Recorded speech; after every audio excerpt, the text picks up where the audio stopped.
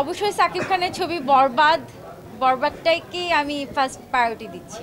এইটা এটা নিয়ে আমি কি বলবো, এটা তো হচ্ছে প্রযোজক পরিচালকদের ব্যাপার। আর গল্পে যাকে পরিচালক সিলেক্ট করবে অ্যান্ড পুরো টিম যাকে সিলেক্ট করবে সেই তো কাজ করবে।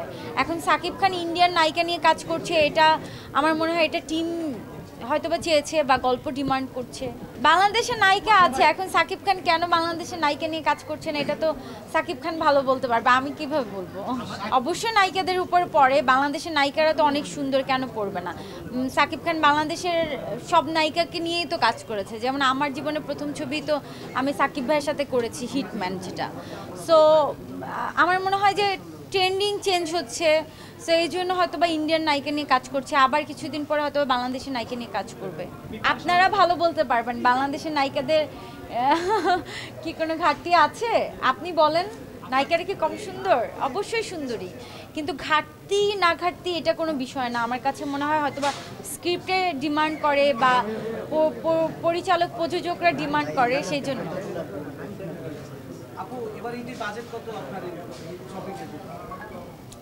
ঈদের কোনো বাজেট নেই আসলে, আনলিমিটেড বাজেট আছে আমার। আমি যা পছন্দ করছি, আমার যা ইচ্ছে হয় আমি তাই কিনছি। আসলে ঈদ বছরে একবার আসে, কোনো বাজেট রেখে আমার মনে হয় না কেনাকাটা করা হয়। আমার কখনোই করা হয় না। যার মানে অনেকে হয়তো বাজেট একটা লিমিটেশন থাকে, কিন্তু আমি তো সারা বছরই শুটিং করি, সারা বছরই ইনকাম করি, আমার টাকা জমাই। সো আমার মনে হয় যে এই একটা রোজার ঈদে যদি আমরা বাজেট লিমিটেড করে রাখি তাহলে হবে না। আমার যা ভালো লাগছে আমি কিনছি, যা মন চাই আমি শপিং করছি, আত্মীয় স্বজনদের জন্য কেনাকাটা করছি, এই তো। ড্রেসের কোনো প্রাইস আমি বলবো না, ড্রেসের প্রাইস বলা উচিত না আমার কাছে। কোনো কিছু প্রাইস বলবি না, যারা প্রাইস বলে এরা আসলে লজ্জার ব্যাপার।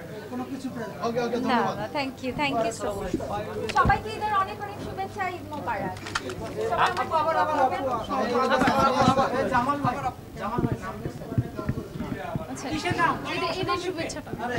সবাইকে ঈদের অনেক অনেক শুভেচ্ছা, ঈদ মোবারক। এই ঈদটা যেন আপনাদের সবার অনেক আনন্দে কাটে, পরিবার পরিজন প্রিয় মানুষদের নিয়ে যেন আপনারা হাসি খুশিভাবে ঈদটা উদযাপন করতে পারেন, এটাই চাওয়া। আর আমার জন্য দোয়া করবেন।